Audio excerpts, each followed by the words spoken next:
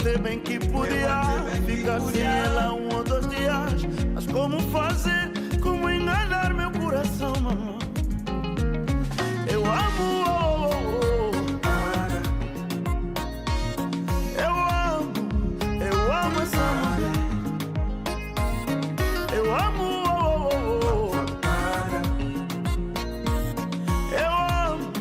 eu amo essa mulher.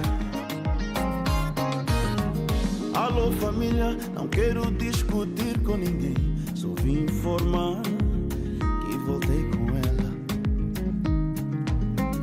Alô amigos, não quero discutir com ninguém, só vim informar que voltei com ela.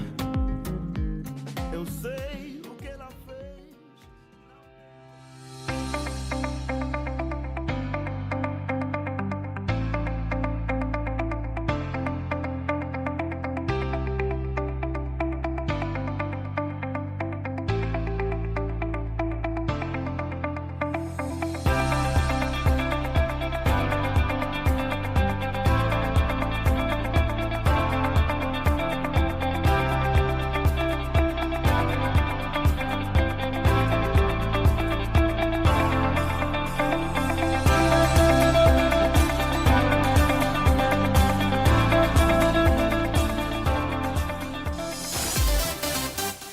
Tsepiso Makwetla winds it down on African World Hour, 9 to 10 p.m. And welcome to it as we bring you 60 minutes of the very latest news developments from the heart of Africa to all corners of the globe. One planet, countless stories as we bring you what's been happening in and around your world with the voices, the places, the perspectives that matter. I am Tsepiso Makwetla. And coming up on the program today, we will be speaking to His Excellency of the High Commission of Pakistan, that is His Excellency Farouk Malik, about South Africa-Pakistan bilateral relations, and we'll be zeroing in on the contentious issue of the presence of Pakistan nationals and the accusations made against them on criminality. But he also talks to us about strong bilateral ties and trade relations that exist. So all that and more coming up. Let's start with your news headlines.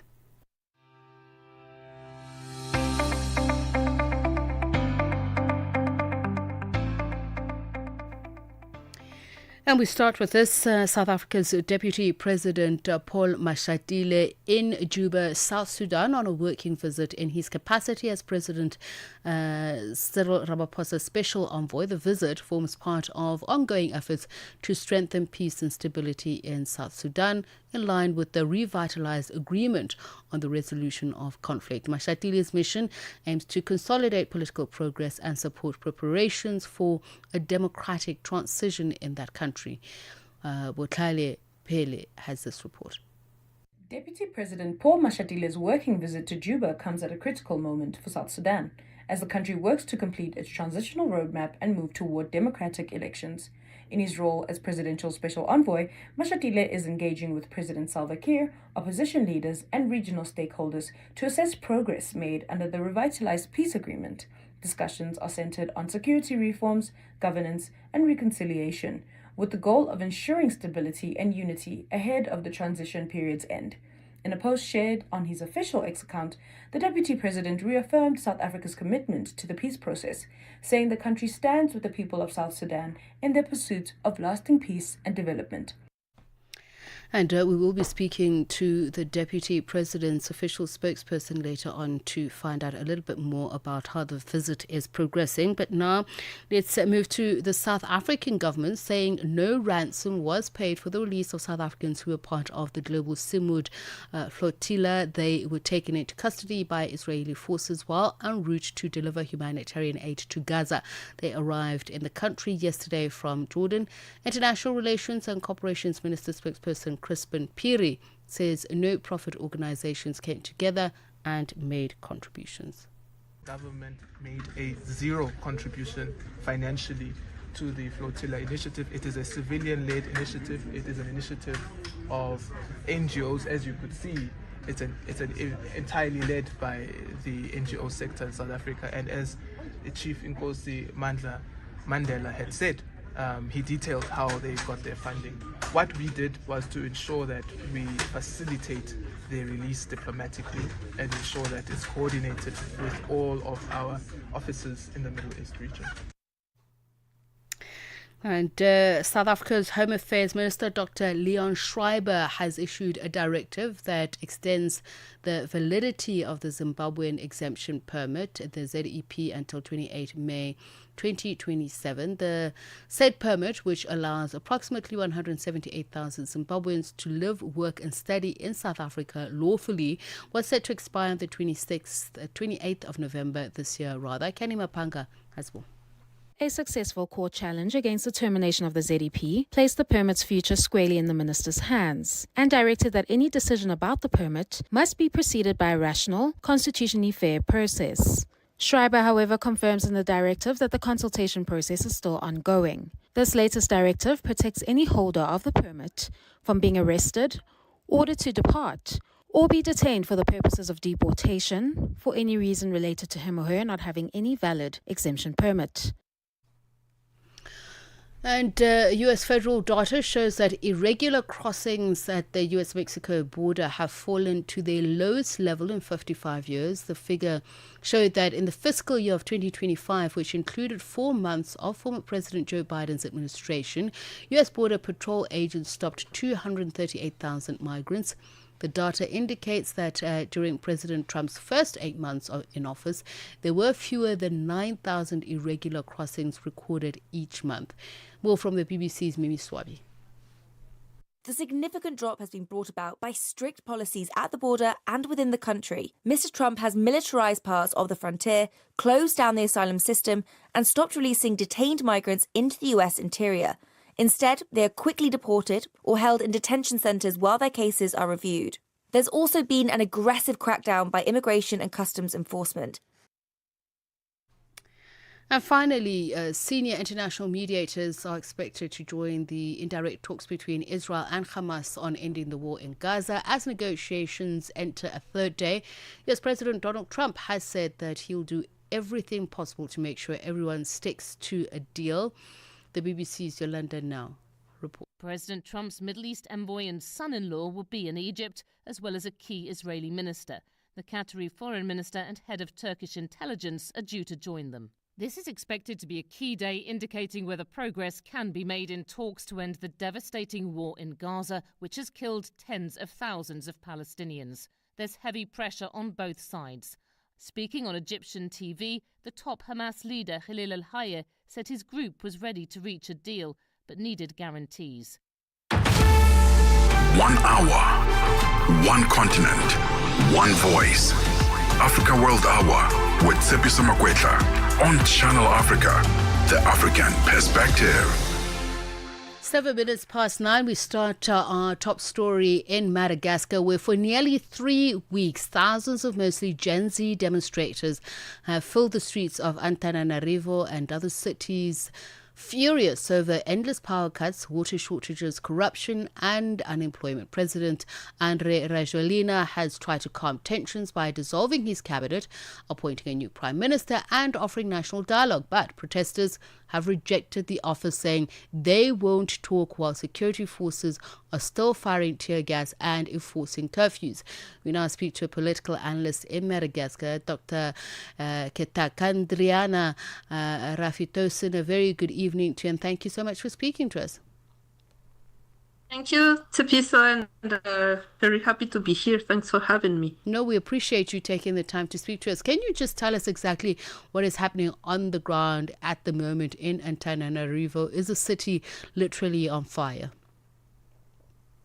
So right now, even if Antananarivo remains the epicenter, we've sustained demonstrations, roadblocks, and frequent confrontations with security forces. The protests have clearly spread to other major cities of the country, like in Antsiranana in the northern part, Tuliar in the southern, and Tomasno on the eastern coast of Madagascar. So what began as, weekend mobilizations over repeated power cuts and water shortages had turned into continuous actions in many places since a massive protest led by Gen Z movement on September 25th. So public mood has shifted from frustration to anger and determination. So many citizens who were quietly unhappy before now feel the moment has come to demand systemic change. And simultaneously, there is also fear because of the persistent repression opposed to protesters. But the dominant feeling is that this is a national reckoning, not a passing flare-up. So the daily life in Tana and elsewhere is, scarce. There is a sense tension that you can feel. There is fear, but there is also this anger which is persistent. And as we've mentioned, the changes made by President André Rajoelina to try and quell the protests and resultant violence in some cases that have been as a result of the unrest. Can we just zero in on the origins of this protest and just how long ago tensions began to simmer to a point where people felt that enough is enough? The power shortages in Madagascar are not a new thing. We have been protesting in the streets of Tana in 2014 against the same problem. So that gives you an idea of how long Malagasy people have been suffering from this lack of access to very basic services. But this particular time of the year, the protest began really when three municipal councillors protested on the 18th of September, and they have been arrested because of that, because they're protesting against power shortages, water scarcity, and that arbitrary arrestation of those three people really littered the youth in fire in Tana, and that's how the protests were laid on September 25th. But this is just, this is not a new thing. That was an outburst of a long time hidden frustration among the population. And it goes beyond, water or electricity. This is the symbol really of being fed up of extreme poverty. You know that 80% of our population is living in extreme poverty with less than $2 a day. Also, the feeling that the state has been captured by vested interests, and that finally that we are lost in the hands of a small, powerful elite who doesn't really care about the population. They just care about themselves and the interests of their political parties. And I'm just looking at the presidency of André Rajoelina himself. His entry into power gave much hope, particularly to young people. Where has been the disconnect, or as they say, absolute power corrupts absolutely? Could that be the source of it, that he lost touch with not only the groundswell of Madagascar, but the young people as well?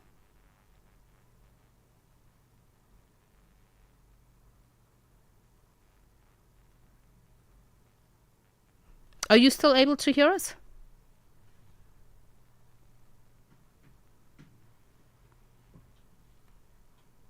All right, let's see if we can just reconnect to our political analyst there in Madagascar. We seem to have lost the connection to that line, but we're talking about the protests that are happening there, and we are speaking to political analysts who are saying, this has been a long time coming. This has been a situation that has been there since 2013, saying 80% of Malagasy actually have lived in poverty, and it really has been a long time coming situation. And many observers also noting in some cases the creativity of the youth in using memes, anime symbols and online campaigns to draw attention to the deepening frustration. But we have seen solidarity across Madagascar from people who are basically pointing to their basic human rights being contravened, no power, no water, and deteriorating infrastructure. So let's see if we can get Dr. Keta Kandriana Rafi-Tosin back on the line, but it seems like unfortunately we're unable to do so. But we're going to take a quick break and see if we can reconnect with her.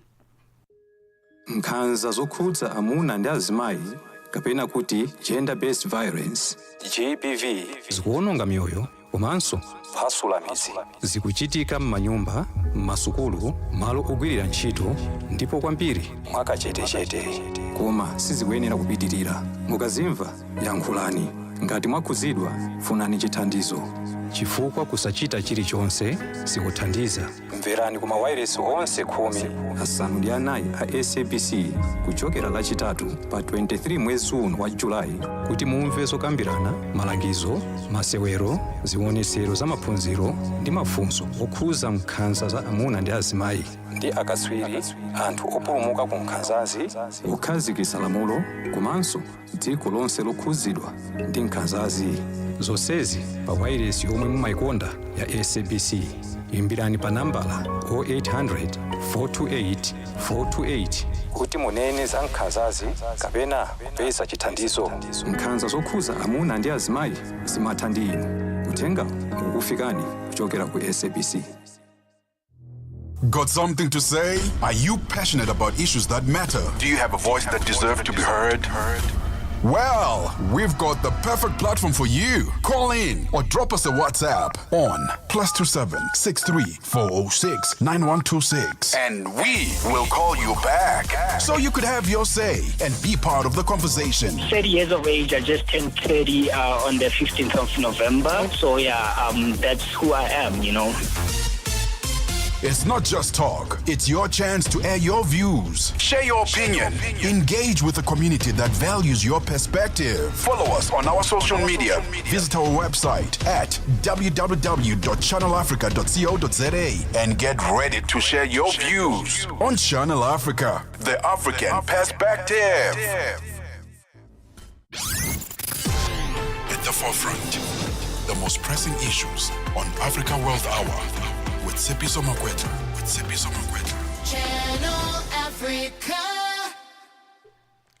And at 16 minutes past 9, we continue with some of the stories of interest happening across the continent and beyond. Small-scale farmers are setting the tone to strengthen their work on advocating for increased agricultural budgeting meant to benefit farmers in the Southern African Development Community region. So we'll get back to that issue in just a moment. But let's see now if we can get back to the analysis that we were doing on what has been happening in Madagascar. We were in conversation with political analyst, that is Dr. Keta Kandriana Rafi-Tosin, and we were just speaking before you left. Or rather, should I say, the connection got cut. Yes. Yes, a more accurate description of what happened. So I was just saying, the presidency of André Rojolin, there was much excitement for the fact that he then was regarded as somebody who would be young and come about with new and fresh ideas on how to improve the lot, not only of the Malagasy, but particularly Gen Z in Madagascar. So what went wrong? Let's not forget first how he came to power. He came through a military-backed putsch in 2009. So I would say, when you start like that, there is nothing good that can spring from that, because that's a denial of the rule of law, of the constitution, and any basic principles of democracy. So we discovered very quickly, how disorganized his presidency was. We lived first in a so-called transition, which lasted almost 5 years, from 2009 to 2013. And we had to battle already to have elections at the time. And then afterwards, slowly but surely, we saw this captation of the state by vested interest really pervasive. This is really about predation and rent-seeking, a clientelistic system which sprung across the country. And there is also this feeling, this trend of presidential projects, big infrastructures which don't really respond to the needs of the population. We saw, for instance, the construction of a massive stadium here in the capital city. In lieu of a traditional stadium that was a historic symbol for the city. We saw also the refection of one of our historical landmark in Antananarivo, in the Queen's Palace. He built a Coliseum, which has nothing to do with our history here in Madagascar. And then recently there was the construction of a cable car here in Tana, which is very curious. In a country where only 30% of people have access to electricity, you build a cable car. And when people are starving, then this is the kind of project that he was really pushing for. So there is a kind of disconnection, if you want, between people's basic needs like daily life. People are in a survival mode.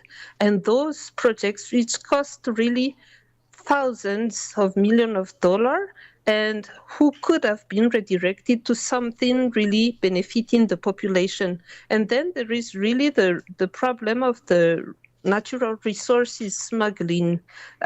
We see our natural resources, especially the protected species. You know that Madagascar is a hotspot of biodiversity here, but our protected species are being smuggled to China, elsewhere, without concrete measures of protection made by state. And then there is the corruption.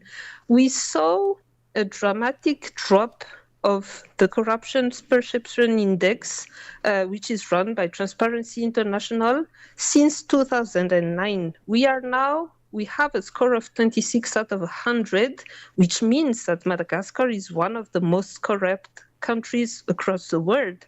So this is a proof and evidence, if you want, that persistent and systemic bad governance, addition to this mafia-ruled state, really lead to this discrepancy and hence this crisis. People are fed up with that. And we really salute the young generation who dared to speak out for a whole population. And I want to talk about that young generation. The government has gone on to say that there's no clear leadership amongst the protesters. Is this true? As in, is it just a conglomeration of angry young people? Or is it just the fact that it lacks intelligence? That it's a convenient narrative to delegitimize what is happening? Definitely, it's just a tentative of delegitimation. There was, for instance, that video made by the president where he blames really outside influence and also social media manipulation as sources of this crisis. And this is, so far, there is a little credible evidence to support the idea that the protests are driven by external actors more than by domestic grievances, and claims about foreign manipulation seem to be part of a broader communication strategy aimed at delegitimizing protesters and shifting blame. And that kind of rhetoric is common in countries facing popular unrest. It's easier for authorities to discredit a movement by portraying it as foreign-inspired than to answer its demands. And international actors should, of course, be vigilant about misinformation. Now, getting back to the young people, they are really clever and they are very creative. And the eldest, I would say older people like me at some point maybe really thought that there is a lack maybe of organization among the youth. But I do think that Gen Z is hybrid in their organization. Of course, social media has been critical for rapid mobilization, real-time coordination, and I would say narrative control maybe. But this is not purely digital, because on the ground, local committees, civil society organizations, student groups sympathetic to the movement, and ad hoc neighborhood coordinators organize logistics, legal support, and first aid. So a collective gathering, like-minded organizations and various youth groups have emerged around the initial Gen Z group to bundle demands and signal unity, even if there are still signs of internal debates about the approach and revendication, of course. But I do think that the horizontal structure is a proof of intelligence and really smartness among the youth leading these protests. This makes the movement agile and harder to co-opt, but it also creates challenges, of course, around consistency and negotiation, but it is ongoing. Now, what will de-escalate the situation? And I want to start, and it's a two-pronged question. I want to start with President Rajoelina himself. Is he capable of that, or is he still carrying his coup era characteristics? And if it's not a slow implosion of his presidency, the other side of the coin is that, are we seeing a political realignment in Madagascar, and who will lead it? Will it be Gen Z, a leader coming out of Gen Z? So, you see, just on the situation, because last week the president, to remind it, has dissolved the cabinet, and he named a new prime minister 2 days ago and called also for so-called dialogue. But most citizens and many protest leaders here see these moves are largely symbolic. So dissolving a cabinet or appointing a new head does not by itself tackle the core demands, such as independent probes into abuses or a more efficient fight against corruption. And moreover, you know, the appointment of an army-aligned prime minister in particular looks like a stability and control play, not a reformist gambit. So the default public reading is skepticism. These are attempts to regain the initiative and buy time, unless they are followed by transparent, verifiable steps. And as I told you, he came into power through a military-backed putsch. Now he is really using the military, the police and the gendarmerie, the security forces, to repress the dissent and to contain the revolt. He has apparently no intention to really listen to the claims of the people and to find sustainable solutions to the problems that have been expressed. So what are the other scenarios you would say? What people are claiming for, at least most people, including some parties from the opposition, which is interesting, they claimed for a consensual prime minister, someone who wouldn't have been appointed in a unilateral way by the president, but would have had the approval of the main parties at play, including the youth. So there is still a way out if the president accepts to listen. And if we manage to find a prime minister that really is approved by the young people, CSOs, private sector, etc., to conduct us to a transition period, maybe until the elections in 2028. And in the meantime, really ensuring a total refundation of the republic, then there might be a peaceful way out. But now, on the political side, you know, there have been already a lot of grievances since the elections, the stolen elections in 2023. There was a collective of 10 candidates who were literally boycotting those elections, and they see through this crisis maybe a political opportunity to come back on the level playing field. But they will have to deal with the Gen Z. And the Gen Z youth are really sensitive to, you know, integrity, care for population. So they are looking for someone new, not the old ones. And the political parties on the place will have to deal with that. But I do think that a dialogue between the players have to happen. And it can't be a manipulated dialogue like the ones the president is trying to run now in Madagascar, pretending also that there is a peaceful resolution of the crisis.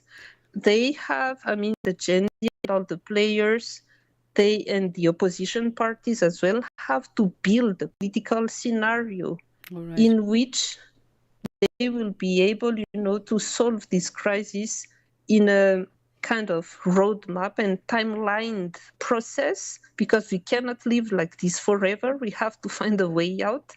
And the aim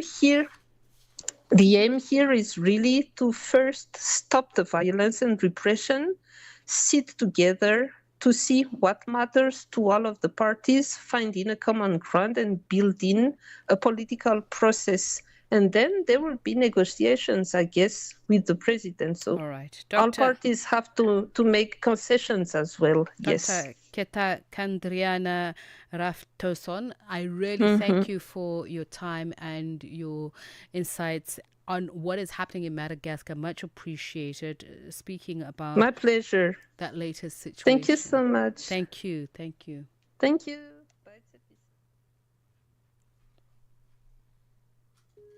Nkhanza zokhudza amuna ndi azimayi kapena kuti gender based violence GBV zikuononga mioyo komanso kuphwasula midzi. Zikuchitika m'manyumba, m'masukulu, malo ogwirira ntchito ndipo kwambiri mwakachetechete. Koma sizikuyenera kupitirira. Mukazimva yankhulani.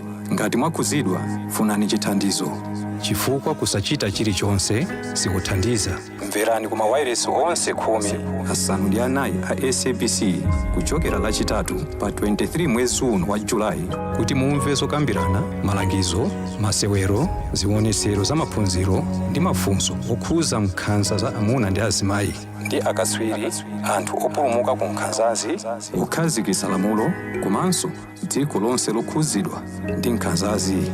Zonsezi pa wireless yomwe mumayikonda ya SABC.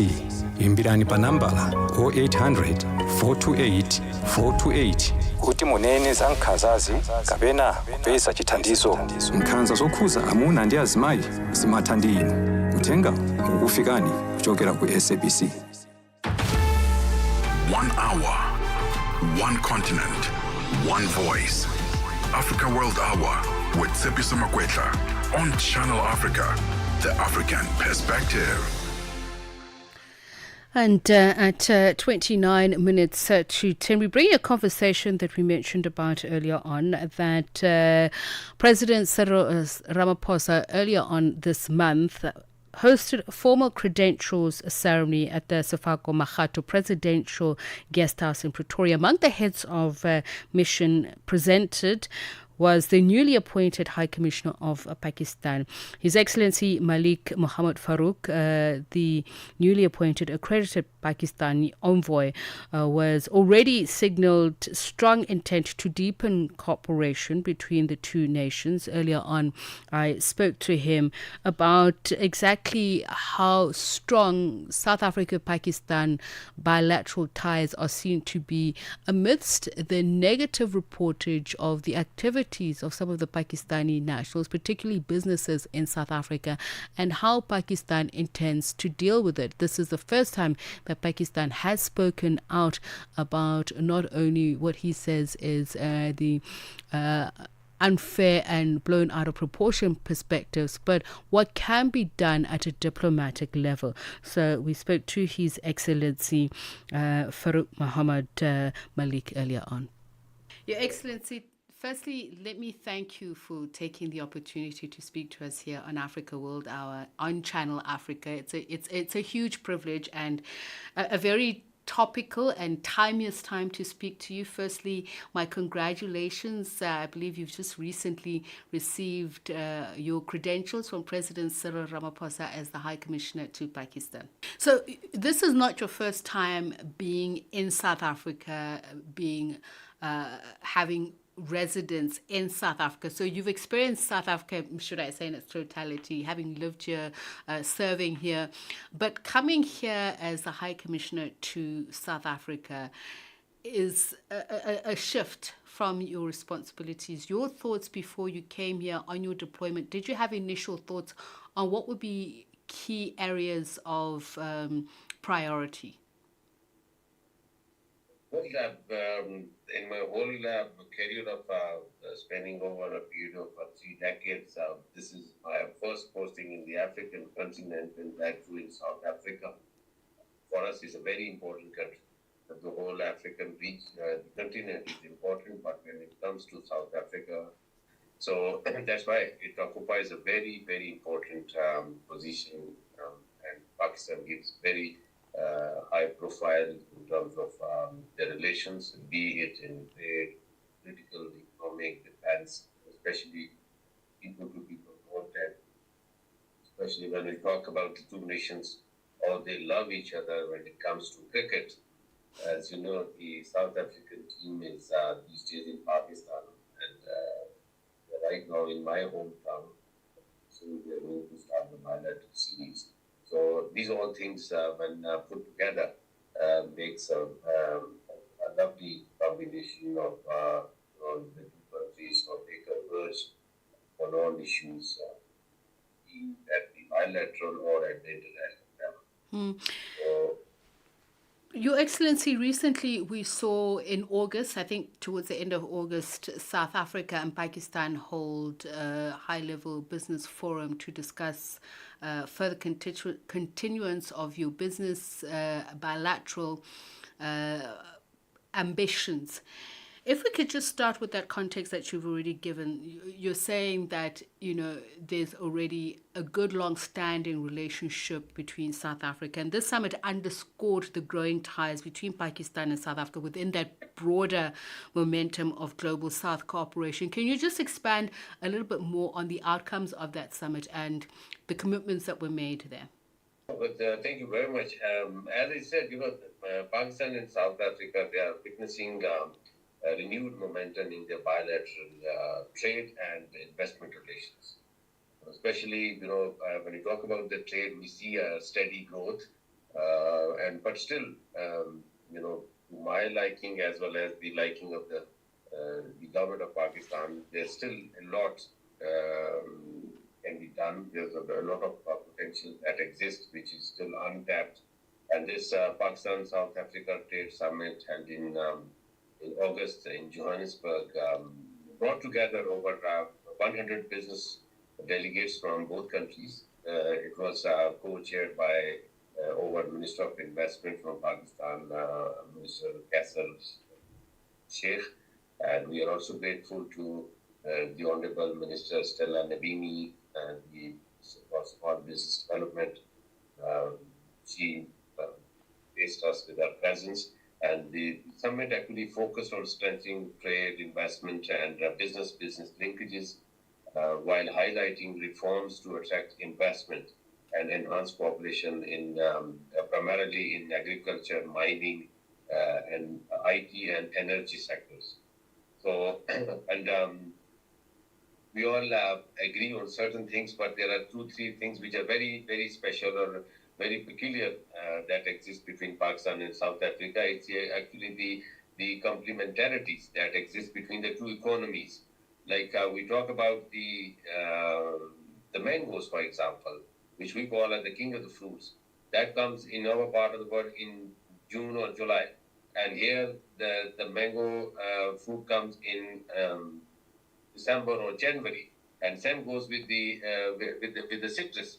So because over now is Pakistan is about to start the production of the quinoa, mandarin, and the other oranges. So this actually is on one side it's an opposite seasonality of the two countries, but this creates a synergy in agriculture and agri-technology, where Pakistan expertise in irrigation, seed development, and food processing aligns well with the South Africans' modern farming systems. The halal industry is another emerging frontier.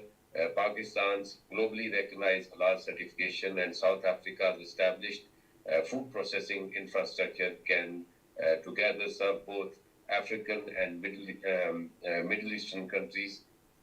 South Africa's critical shortage of nurses, ICT experts, and finance professionals also presents an opportunity for Pakistan, which has the second largest freelancing and fourth largest IT workforce globally, to provide skills and services both in person and through business process outsourcing models.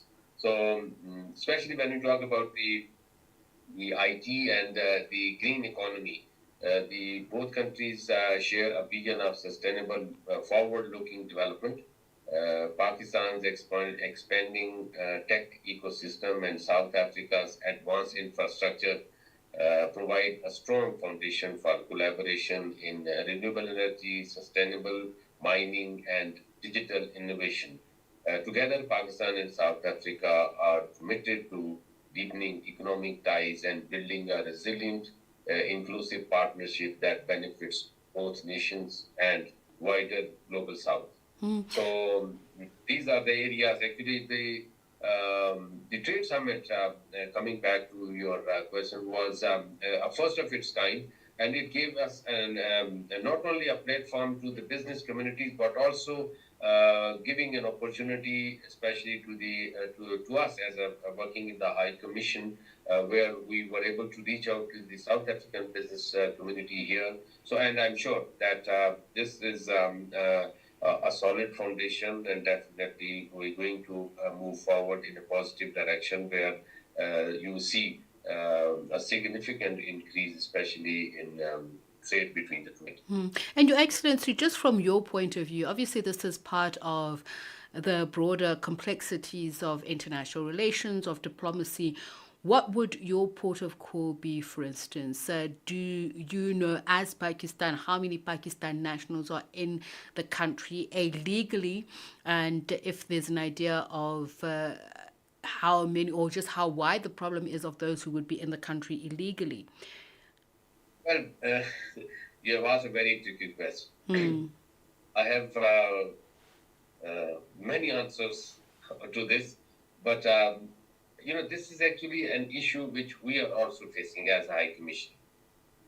Because if we ask for the legal numbers of how many Pakistanis are living, that they are still holding the Pakistani nationality, or some of them, as that they have now renounced Pakistani citizenship and have acquired South African nationality. The number is quite low, but there are many. Unfortunately, they are undocumented, and they are actually, on one side, doing a very positive job, playing a very important role. But at the same time, since they are undocumented, so the overall, like if you put them in terms of, for example, we calculate the remittances being sent by the Pakistanis from South Africa to Pakistan. So, most of them, since they are undocumented here, so they don't use the legal channels.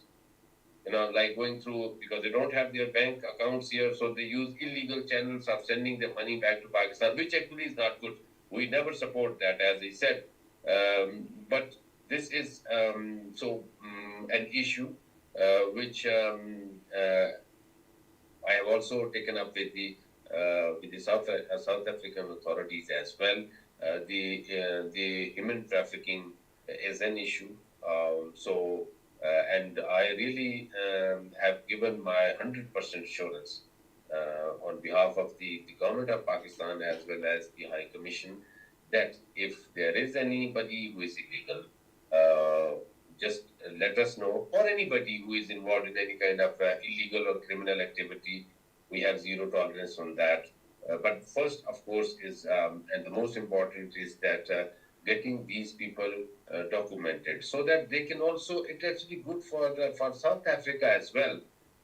Then they will be part of the formal economy of the country, and so they will be paying taxes, which actually right now there may be many, not only from Pakistan, many others, especially from the neighboring countries who are here, and you don't know the status.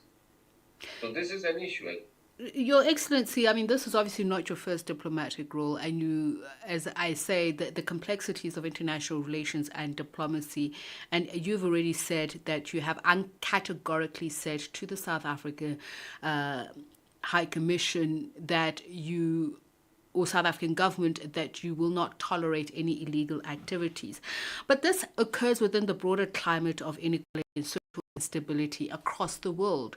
We have just spoken about how Pakistan and South Africa are strengthening their bilateral ties because it's a unique moment in the global south to take up leadership when it comes to issues such as trade relations.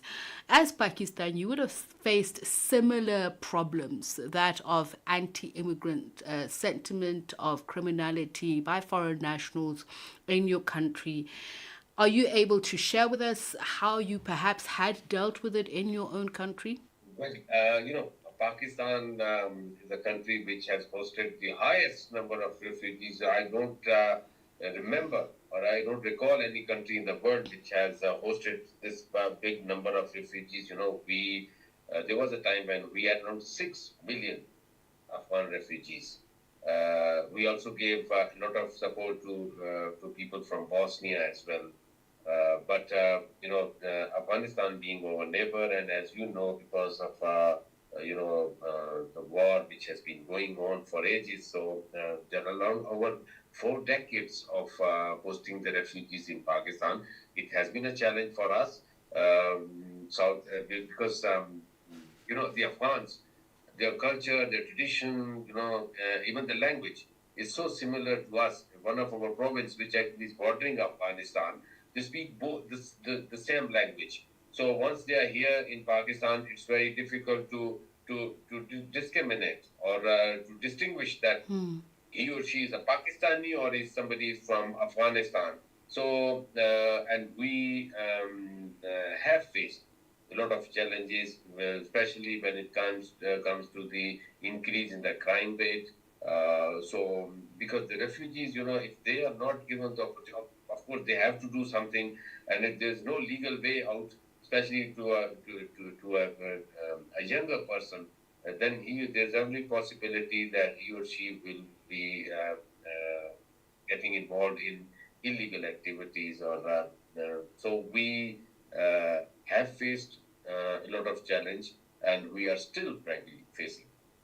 We always have requested the government, whosoever has been in power in Afghanistan, that we want the return of the Afghan refugees with honor and dignity, because we are given them the refuge for over 4 decades.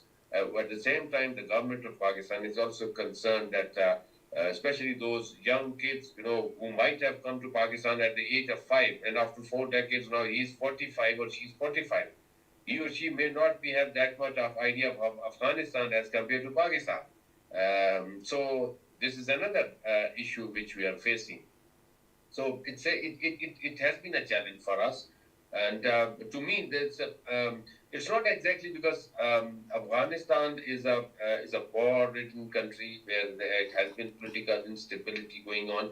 But when it comes to South Africa, the neighboring countries from where, to me, many illegals are coming to South Africa, but the situation in these countries is not that bad, And even the other thing which we face the problem is the border.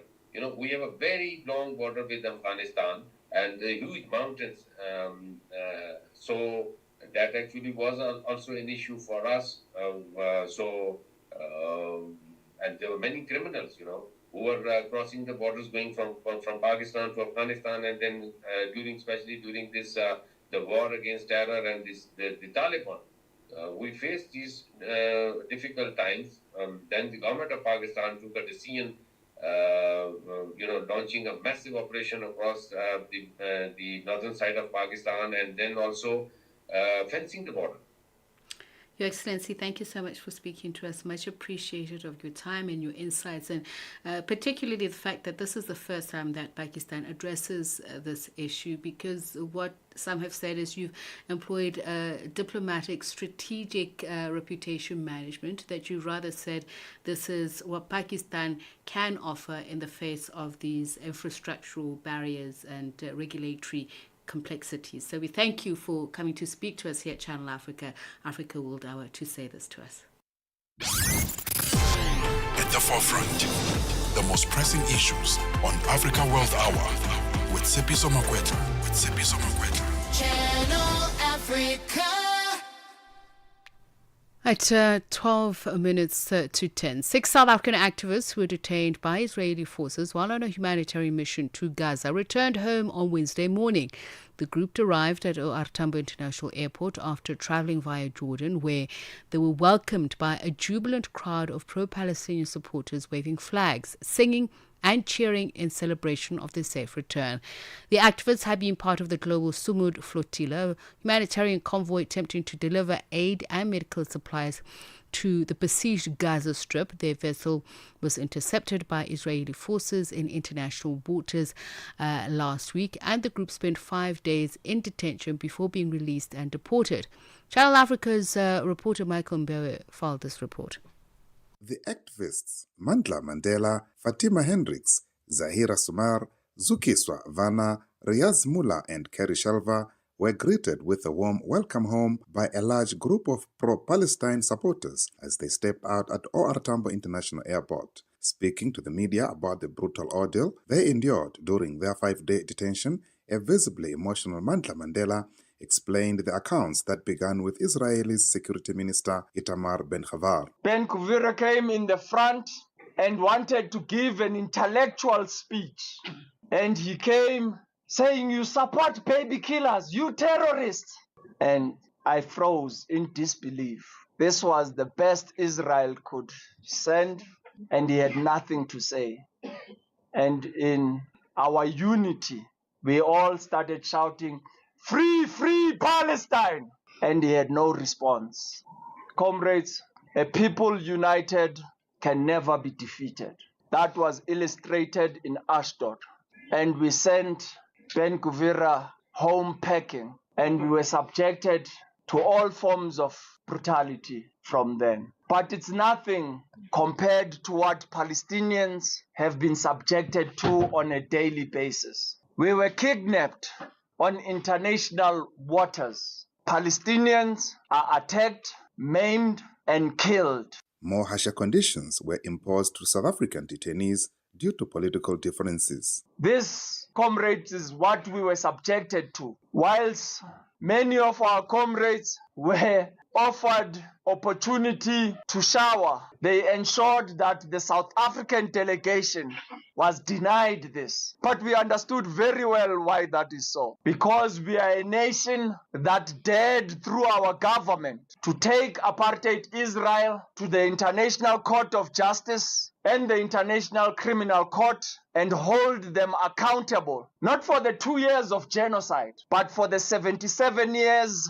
of the catastrophe that has gone unabated since the Nakba. A defiant Mandela vowed not to be dissuaded by the trauma endured in solidarity with the people of Palestine. Comrades, we remain steadfast and resilient. We will not be deterred. Even when we were denied legal representation, forced to sign that we have entered apartheid Israel illegally, we refused to be subjected to that.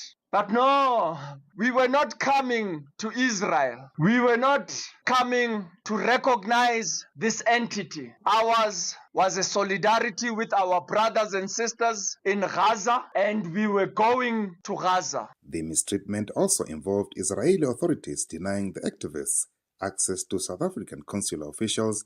According to renowned author and writer Zukiswa Vana, she said the cause was not for them but for the Palestinians in captivity. Consular officials tried to come to us. They tried to come to us even from Thursday, and they were not allowed. And then when they finally saw us, it was Sunday. And on Sunday, they were only really allowed like 2 minutes, and they said time up. And then we said no. And they said, okay, we'll give you 5 more minutes. And so, of course, we really couldn't come to the nitty-gritty of things.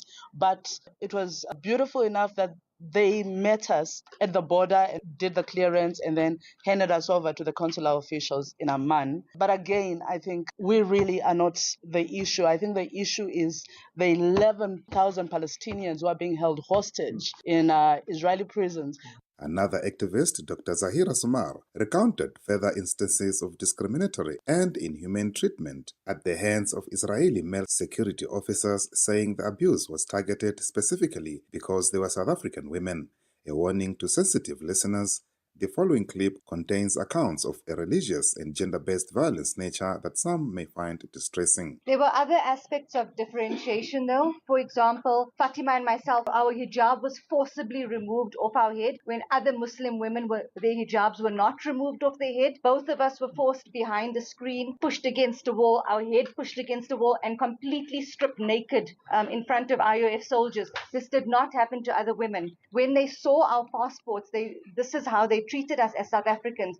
Even more harrowing details of the brutality emerged from Dr. Fatima Hendricks, who strongly condemned the discriminatory and degrading treatment of women during their detention. From a faith-based perspective, I can say I fear God alone. And these are Zionist occupation forces that know nothing but brutal violence. They came into our room, attacked 2 women outside our door. We were trying to get mattresses into our rooms. They came back with approximately 35 soldiers. We had rifles pointed at our foreheads, backed against the room to take out forcibly 2 of our comrades to solitary confinement.